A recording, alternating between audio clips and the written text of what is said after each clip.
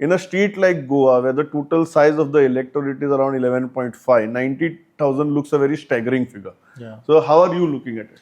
So BLOs were instructed that after distributing the enumeration form, they will go at least 3 times to collect back those enumeration forms. So while they were going to collect it, they found some of the voters are not present. So they were marked on the app itself. Similarly, shifted voters are those who where people know that yes, they were living here, but now they have shifted either in the same AC or out of some AC or some out of the state. Similarly, in death cases, similarly any the relative has told that they have died, and in case of duplicate voter, generally it is the voter which has admitted that they have an election card elsewhere in some other state also, so they are not ready to come fill their enumeration form. Somebody has an economic interest in say a neighboring state, Karnataka or Maharashtra. Here he might be here for some reason that he got his election I card registered here also, because sometimes there are political compunctions or they want to be a voter of the place where they are temporarily residing, but their permanent interest lies elsewhere.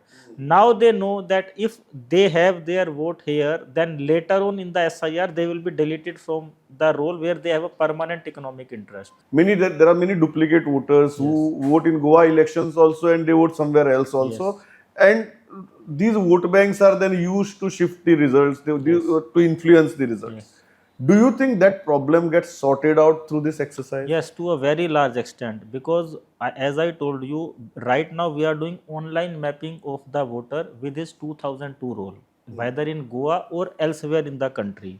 So once any voter is mapped with the previous SIR, he cannot be mapped elsewhere in the country.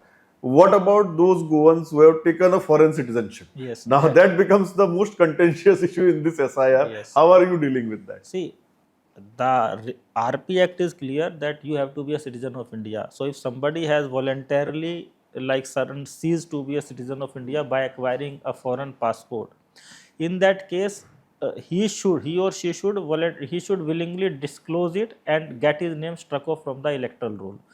But right now, because there was no automatic mechanism of online mapping or something that once you surrender your Indian passport, then information comes to us, it's not there. Now we are seeking information from RPO and FRRO office. Once that information comes to us that how many people have surrendered Indian passport,